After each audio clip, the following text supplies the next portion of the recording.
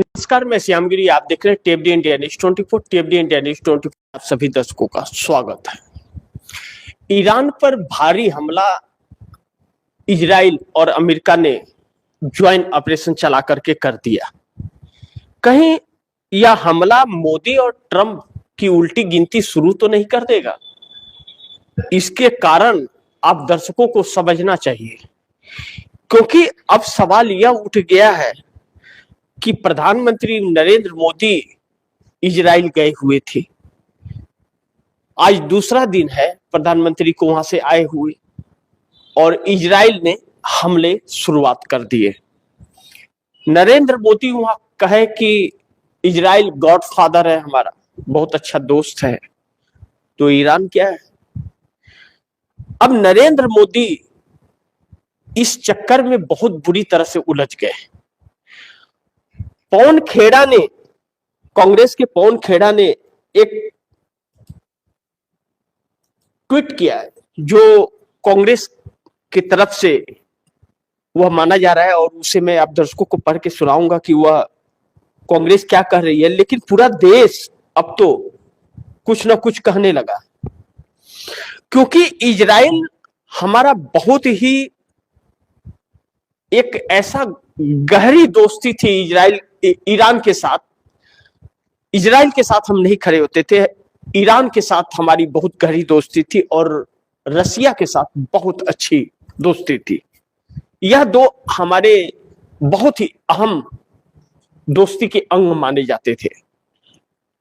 रिश्ते बहुत अच्छे थे, मधुर थे, व्यापार बहुत अच्छे थे, और व्यापार में भी ऐसे व्यापारी रिश्ते थे भारत और रसिया, भारत और ईरान के बीच, जो सदियों तक याद रखे जाएंगे।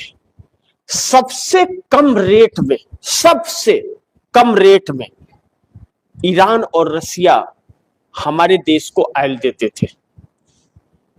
इनसे कम रेट में ऑयल लेकर के हमारा देश अपने देश की तो पूर्ति करता ही था, दूसरे देशों को भी सप्लाई करता था रिफाइन करके। तो उससे अमेरिका के वजह से रिश्ते खराब कर लिए। अब इसके थोड़ी तह में जाना हम लोगों को बहुत जरूरी है। ईरान और इजराइल के, इजराइल ने पहला हमला किया है, और 30 ठिकानों पर, ईरान के 30 ठिकानों पर एक साथ हमले हुए हैं इजराइल की तरफ से। यानी कि बहुत एक सोची समझी रणनीति के तहत हमले हुए हैं, और अमेरिका ने बयान दिया है कि इजराइल और अमेरिका का ज्वाइंट ऑपरेशन यह चल रहा है। ज्वाइंट ऑपरेशन, इसे भी समझना बहुत जरूरी है। अब महत्वपूर्ण यह है कि ईरान पर हमला हो गया तो रसिया और चाइना ईरान के साथ है। भारत किसके साथ है? इजराइल के साथ है। नरेंद्र मोदी ने यह साफ कर दिया है कि वह इजराइल के साथ है। अब सिर्फ ड्रामा करना बाकी है बस। नरेंद्र मोदी ने इजराइल जाकर के वहां गले मिलकर के, या गले पड़ के कह लीजिए, संसद में बयान दे के और गॉडफादर बता करके यह साबित कर दिया है कि नरेंद्र मोदी की सरकार इजराइल के साथ खड़ी है। लेकिन हमारा देश ईरान के साथ खड़ा है। नरेंद्र मोदी सरकार देश नहीं है। देश उन अपने करीबी रिश्तों को नहीं भूल सकता जो रिश्ते सदियों से कायम आए हैं ईरान और रसिया के साथ। अब खामनेई और नेतन्याहू के बीच यह जो जंग है, अब 30 जगहों पर ईरान के अंदर अगर हमले हुए हैं, तो जैसा मैंने आप दर्शकों को बताया, यह एक सोची समझी रणनीति के तहत हुआ है। सोची समझी रणनीति के तहत। तो इसका जरा असर वह देख लीजिए। असर पर बाद में चर्चा कर लेते हैं, पहले इन कारणों को समझने का कोशिश करते हैं कि इजराइल ने 30 जगहों पर एक साथ हमला किया है, और राष्ट्रपति भवन पर भी हमला हुआ है। और इसे ज्वाइंट ऑपरेशन, अमेरिका के साथ ज्वाइंट ऑपरेशन बताया गया है। तो इसका मतलब ईरान को पूरी तरह से खत्म करने का एक सोची समझी रणनीति के तहत 30 जगह पर एक साथ हमले करो कि ताकि ईरान को मौका न मिले कुछ सोचने और समझने का। इस रणनीति के तहत यह सारी चीजें हुई हैं। अब दो चीजें कि खामनेई ने कहा था, अमेरिका और इजराइल दोनों को हिदायत दी थी कि जंग की शुरुआत हम नहीं करेंगे, और हमने आपके हमले पर अगर एक्शन ले लिया तो फिर इजराइल को नक्शे से मिटा दूंगा। इन वर्डों को फिर से एक बार आप दर्शक ध्यान दीजिए। इस युद्ध को हल्के में नहीं ले सकते, यह विश्व युद्ध में न करार हो जाए, क्योंकि दो भागों में देशें बटे हुए हैं। अमेरिका की ज्यादती पर हर देश उसके सामने सरेंडर नहीं है, हर देश उसके सामने कंप्रोमाइज नहीं है। जिस तरह और कुछ वैसे अरे गैरी नेता कंप्रोमाइज है, वैसे हर देश कंप्रोमाइज नहीं है, मुंहतोड़ जवाब देने वाले भी हैं। तो यह चीजें बड़ी महत्वपूर्ण है कि खामनेई ने यह जवाब दिया था कि हम हमला नहीं करेंगे, हम हमला नहीं करेंगे, और अगर इजराइल ने हमला किया तो हम नक्शे से मिटा देंगे इजराइल को। शुरुआत तो वह करेगा लेकिन खत्म हम करेंगे। और यह रोजा का वक्त है, यह रमजान का महीना बहुत पावन माना जाता है। इसे, इसकी पावनता और पवित्रता को वही समझ सकेंगे जिसके दिल साफ होंगे, और जिसके दिल में गंदगी भरी हुई होगी वह इस पावन महीना को नहीं समझ सकता। जिसके दिलों में नफरत भरी होगी वह इसे नहीं समझ सकता। इसे समझने के लिए कलेजा चाहिए, दिल चाहिए, नियत चाहिए, सोच चाहिए, तब समझ में आता है। लेकिन अब इजराइल ने हमला कर दिया और 30 ठिकानों पर किया, जिस पर राष्ट्रपति का। अब इसके दूसरे पहलू में आइए, आखिर हमारे देश के लिए यह क्यों नहीं सही है। मैं आप दर्शकों को यह भी बताना चाहूंगा जो बहुत जरूरी है। अब ईरान पर हमला होने के बाद जितने भी हवाई यात्रा या समुद्री थे, सारे सामान अब रुक जाएंगे। किसी भी देश में कुछ जा नहीं पाएगा उस खाड़ी से, सारे रुक गए। अब ईरान, अमेरिका जो है उसके जहां जहां युद्धपोत या उसके प्रशासन के लोग पोर्ट पे हैं, चाहे खाड़ी में, ओमान में, कतर में, इजराइल में, पाकिस्तान में, बाकी के जगहों पर जहां जहां है, ईरान उन हर जगहों को टारगेट करेगा। कतर हो, सब जगह टारगेट करेगा। भारत किसके साथ है? अगर भारत इजराइल के साथ है, हालांकि भारत का इस वक्त जो प्रधानमंत्री है उसके पास जिगरा, कहते हैं ना, कलेजा, हिम्मत वह नहीं है कि वह बोल सके खुलेआम कि इजराइल के साथ है, लेकिन वह है इजराइल के साथ। नरेंद्र मोदी इजराइल के साथ है, नरेंद्र मोदी का सरकार इजराइल के साथ है, लेकिन हिम्मत नहीं है उस व्यक्ति की कि वह खुल के बोल सके कि हम इजराइल के साथ हैं या नहीं है। इजराइल के साथ हैं या बोलेगा नहीं, और ईरान का साथ देगा नहीं वह व्यक्ति, क्योंकि वह इजराइल के साथ है। गले पड़ के गॉड फादर बता के आए साहब। और नरेंद्र मोदी के आने के बाद यह हुआ है तो सवाल और भी उठ गंभीर खड़ा हुआ है कि स्वीकृति देने गए थे, क्योंकि अगर जंग आगे बढ़ी तो भारत की भी जरूरत पड़ सकती है, और भारत ने अगर साथ दिया तो भारत कई तरफ से घिरेगा जिसे बचाने वाला कोई नहीं मिलेगा। भारत चाइना से भी घिरेगा, भारत ईरान के भी दुश्मन बनेगा, रशिया का भी, पाकिस्तान, कई देशों का दुश्मन बन जाएगा। पहले ही हमारे साथ कोई नहीं है, यानी कि देश को संकट में डाल दिया नरेंद्र मोदी ने अपनी झूठी शान में। इजराइल जाकर के यह काम करके आए नरेंद्र मोदी। अब इसके दूसरे पहलू में आइए जो बड़ी महत्वपूर्ण है, इस जंग से शेयर मार्केट क्राइसिस बढ़ेगा, अफरा तफरी का माहौल होगा शेयर मार्केट के अंदर, लुटिया डूबने वाली है सबके। और यह जब अगर,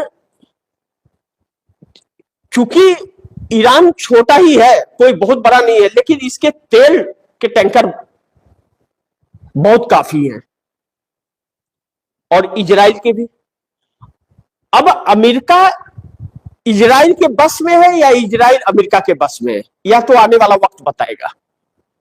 इजराइल पूरी तरह से अमेरिका के बस में है, और इजराइल का इस्तेमाल अमेरिका कर रहा है। नेतन्याहू 3 महीने बाद चुनाव होने वाला है और वह व्यक्ति चुनाव हारने वाला है, और ट्रंप का विरोध अमेरिका में चल रहा है। तो यह दोनों अपनी छवि गढ़ने और मुद्दे को डाइवर्ट करने के लिए इस युद्ध का होना उनके लिए बहुत जरूरी है, नेतन्याहू के लिए और किसके लिए, ट्रंप के लिए। अब अमेरिका अगर इस तरह से करेगा ईरान के ऊपर, अब 24 घंटे में यह पता चलेगा कि आने रात में, सुबह कि ईरान की तरफ से क्या हमले हो रहे हैं अब, क्योंकि 30 ठिकानों पर तो एक साथ उसने हमले कर दिए हैं। कई सारे एयरपोर्ट की भी बातें आ रही हैं जो रद्द हो गई हैं, धराशाह हो गई हैं। ऐसे में ईरान के साथ चाइना और रसिया ने एक साथ मिलकर के ज्वाइंट ऑपरेशन ईरान के साथ अगर किया, और चाइना हमारे देश की जमीनों को कब्जा भी करना चाहता है, पाकिस्तान हमारा दुश्मन बना ही हुआ है। ध्यान दीजिए, चाइना हमारा दुश्मन है ही, जमीनों को छीनना चाहता है। पाकिस्तान हमारा दुश्मन बना ही हुआ है, और ईरान को भी दुश्मन बना दिया। तो अगर कुछ अनहित हमारे देश के साथ हो गया तो इसका जवाब कौन देगा?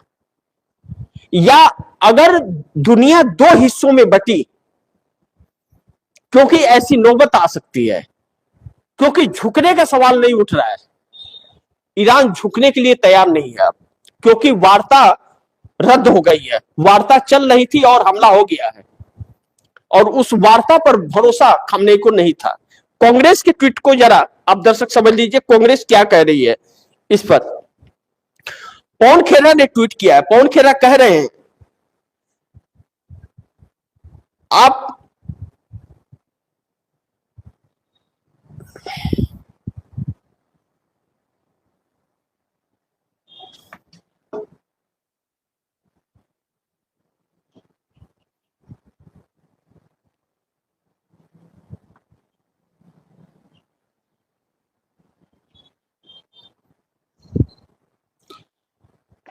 खामनेई को लेकर और नेतन्याहू को लेकर के पवन खेरा कह रहे हैं कि आप इजराइल गए थे, मोदी जी को आप इजराइल गए थे, गॉड फादर बता के आए, गले मिल करके आए, क्या युद्ध की स्वीकृति भी दे करके आए कि आप युद्ध करो, हम आपके साथ हैं? यानी कि अब मोदी सरकार कई तरफ से उलझ रही है, और एप्स्टीन में भी को भी लेकर के हरदीप सिंह पुरी को जो क्लीन चिट दी है सरकार ने, उस पर भी घिर गई है अब। और एप्स्टीन का जो एक हवा निकला है ना, जिन कहते हैं उसको, जिन जो निकला है एप्स्टीन का जिन ट्रंप को और मोदी को, दोनों को बीच कटघरे में ला करके खड़ा कर दिया है। ट्रंप के तो तस्वीरें भी आ गए हैं, मोदी की भी तस्वीरें ना आ जाए और डाइवर्ट करना है। तो इजराइल से दोस्ती जरूरी है, इसलिए इजराइल का साथ यह लोग खड़े हो रहे हैं। नहीं तो हमारा देश तो ईरान के साथ हमेशा से खड़ा रहा। ईरान को कभी छोड़ा नहीं हमारे देश ने, और ना तो ईरान ने हमें छोड़ा था। पिछली बार जब ईरान और इजराइल का जंग हुआ 8-9 महीना पहले, तो खamenei ने तो हमारे देश के लोगों का शुक्रिया अदा किया। उन्होंने कहा कि भारत की जनता हमारे साथ थी, हमारे दर्द को समझ रही थी, उसका समर्थन कर रही थी, कर तो रही थी देश। लेकिन यह सरकार किस तरफ जा रही है कि यह जानी दुश्मन तैयार कर रही है मोदी सरकार इस देश का। यह शख्स अपने स्वार्थों में डूबा हुआ व्यक्ति देश को बलि का बकरा बना रहा है। सुब्रमण्यम स्वामी ने इसीलिए कहा कि चेहरा प्रधानमंत्री का बदल देना चाहिए, नहीं तो देश गुलाम हो जाएगा। कैसे मझधार में ला करके नरेंद्र मोदी ने ढकेल दिया कि स्टैंड नहीं ले पाते हैं कि किसके साथ है नहीं है। इसीलिए पहलगाम के वक्त कोई भी देश हमारे साथ नहीं खड़ा हुआ। इसीलिए और अमेरिका को पैरों पर के इन लोगों ने जिस तरह से युद्ध विराम कराया, ट्रंप के कहे अनुसार कह रहा हूं, वह बहुत शर्मसार करने वाला था। फिर भी यह व्यक्ति, कुर्सी इस व्यक्ति को चाहिए किसी भी कीमत पर।